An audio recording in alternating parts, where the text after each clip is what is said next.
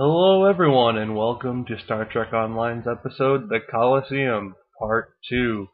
Last we left off, we were just escaping Thunderdome. Fight Club. Listening Post. So, now we've escaped through the sewage duct, and we're escaping with Selmak, who obviously is injured. Oh, and here comes a fighter, so we have to go and take refuge in some rocks that have absolutely no overhang, therefore totally making this point of hiding next to rocks oblivious to even me.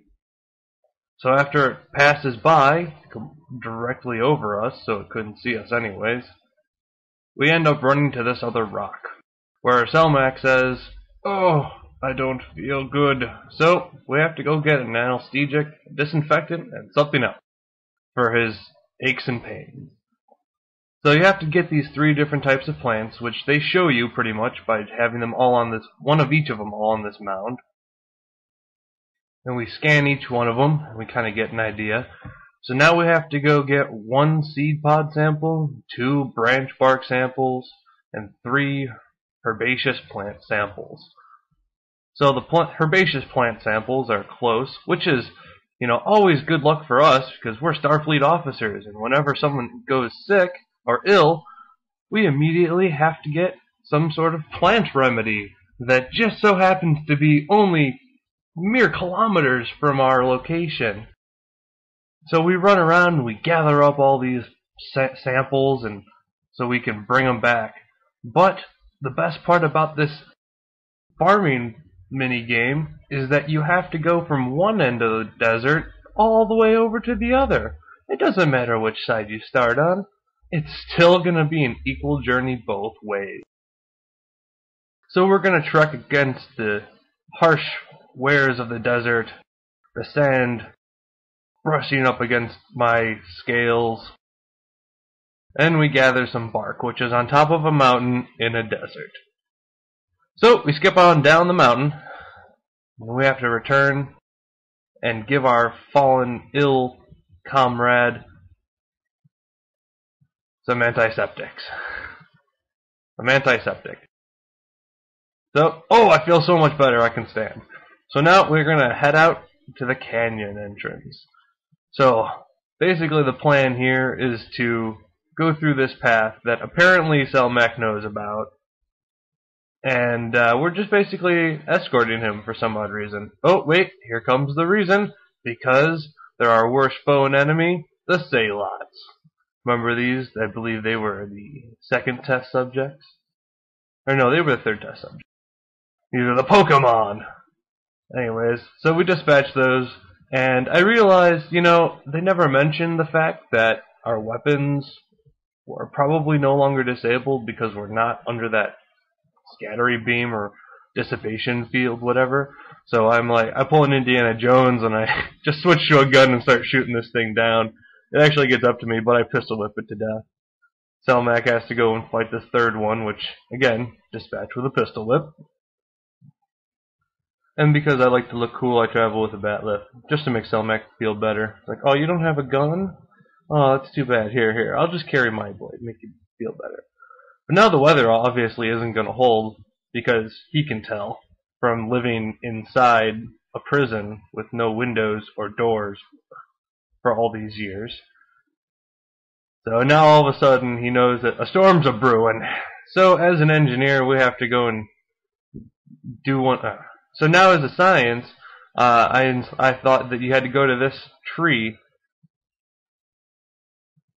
and you have to hollow it out for the gourd. And then once you get to the mouth of the cave, then you can dip the gourd in the water, and now you have water for the both of you for the remainder of the evening. So now we have to travel all the way back to the cave and up to the left a little. And we have to go Miles O'Brien it, because we're an engineer, so our objective is to go kill some Salots and use them as food. So we're going to, again, climb up a frickin' mountain to kill these wargulls. Oh, this guy's a little tougher. That guy not so much. He's like, alright, we did it!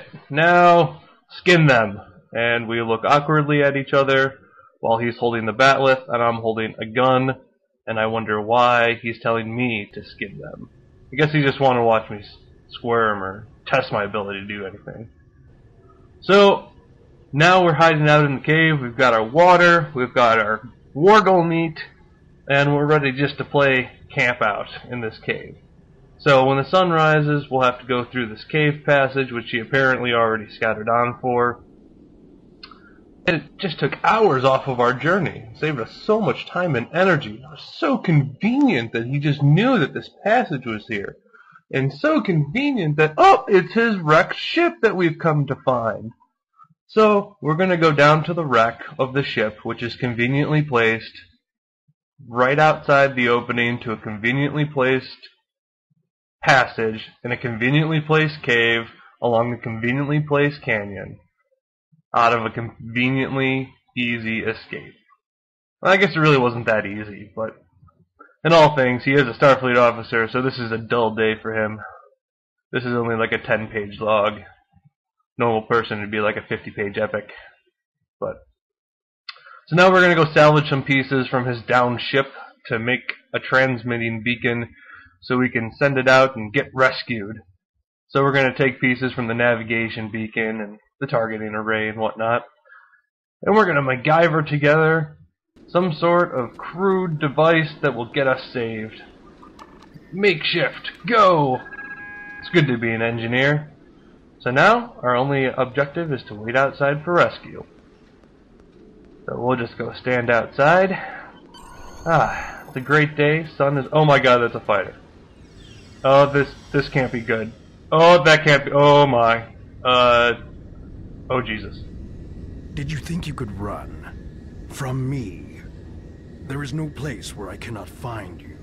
My spies are everywhere.